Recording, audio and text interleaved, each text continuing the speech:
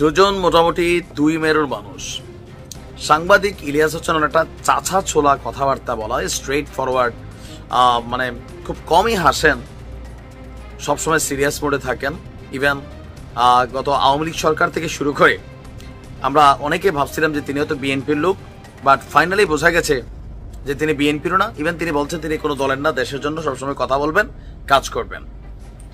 অপরদিকে গোলাম মাওলা রনি কথার ফেরিওয়ালা, সাবেক সংসদ সদস্য, আওয়ামী লীগ বিএনপি সব দিকে মুভমেন্ট ছিল, এখন তিনি বিএনপিতে আছেন। তবে তার যে রাজনৈতিক বক্তব্য, এগুলো নিয়ে নানান ধরনের তর্ক বিতর্ক আছে। যেমন আওয়ামী লীগে থাকতে তিনি কন্টিনিউ আওয়ামী লীগের সমালোচনা করতেন, এর কারণে দিন শেষে তাকে কিন্তু বাটে পড়তে হয়েছিল। আবার তিনি যখন এখন বিএনপিতে আছেন, তো সরকার পতনের আগে প্রতিদিন আওয়ামী লীগের তিনি সমালোচনা করেছেন, আবার সরকার পতনের পর বিএনপিরও নানান দোষ ত্রুটি, সরকারের নানান দোষ ত্রুটি নিয়ে তিনি প্রতিনিয়ত কথা বলেন। সাংবাদিক ইলিয়াস এবং গোলাম মাওলা রনির মধ্যে আবার একটা দাউকুরাল সম্পর্ক আছে। হঠাৎ করে গতকালকে সাংবাদিক ইলিয়াস তিনি একটা স্টেটাস দিয়ে বসছেন, যেটা গোলাম মাওলা রনির জন্য বিশাল একটা ঝামেলা হইতে পারে, কারণ আমরা 32-এ বুলডোজার ঝড় দেখেছি। সর্বশেষ একের বিরুদ্ধে অন্যে আপনার একে অন্যের বিরুদ্ধে পাল্টাপাল্টি ভিডিও বানিয়েছিলেন। গোলাম মাওলা রনিকে গোলাম ময়লা রনি নামে সাংবাদিক ইলিয়াস আখ্যায়িত করেছিলেন। ইভেন তার উত্থান সম্পর্কেও নানান ধরনের বক্তব্য দিয়েছিলেন, আর এতে গোলাম মাওলা রনি আবার আল্লাহর কাছে বিচার দিয়েছিলেন। তো সেই বিচারের পরে মোটামুটি দুই পক্ষই শান্ত।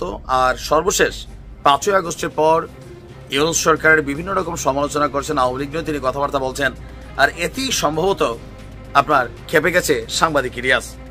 একটা পোস্ট কালকে তিনি দিয়েছেন।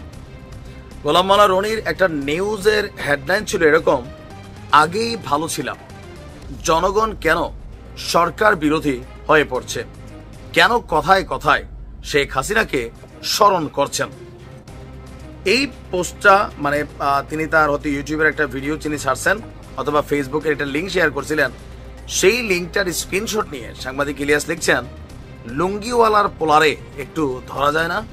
এই কথাটা কিন্তু একটা আইকনিক কথা। আইকনিক কথা মানে আমরা যেটা বুঝতে যাচ্ছি, পিনাকিদা এবং সাংবাদিক ইলিয়াস বাংলাদেশের যে কোনো জায়গায় যে কোনো কিছু ঘটানোর ক্ষমতা কিন্তু রাখেন। এটা 32-এর বুলডোজার ঝড় সরকারকে পর্যন্ত দেখাই দিছে যে তারা কি পরিমাণ পাওয়ার রাখে। তবে প্রথম আলো ডেইলি স্টারের বেলায় অনেকটা অসহায় হলেও কিন্তু 32-এর বুলডোজার ঝড় তারা ঘটাই দিছিল।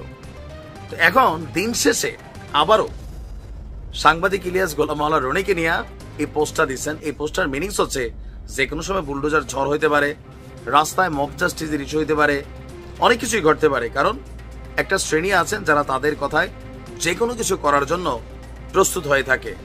তো গোলাম মাওলা রনিও গেল কয়েকদিন যাবত টক শোতে আশঙ্কা করছিলেন যে কখন তার উপরে কোথায় কোন বাধা বিপত্তি ঘটে। টক শোতে তিনি আসছেন, কথা বলছেন। তো দিন শেষে সেটা হয়তো সত্যি হতে যাচ্ছে যে গোলাম মাওলা রনির উপর একটা বড় ধরনের ঝামেলা পাকাইতে যাচ্ছে। এখন কি সে ঝামেলা কিভাবে হবে, এটা নিয়ে সরকারের ভূমিকা কি থাকবে, আইনশৃঙ্খলা বাহিনী তাকে কিভাবে নিরাপত্তা দিবে, এটা এখন দেখার বিষয়। হয়তো তলে তলে অনেক কিছু সেট আপ হয়ে গেছে সাংবাদিক ইলিয়াসের, জাস্ট একটা আওয়াজ দিছে, হোয়াইট কালার হিসাবে ঘটনা ঘটাই দিতে পারে। ইলিয়াস ভাইয়ের যে উল্টা খুপড়ি, মানে গ্যারান্টি নাই। ভালো থাকো।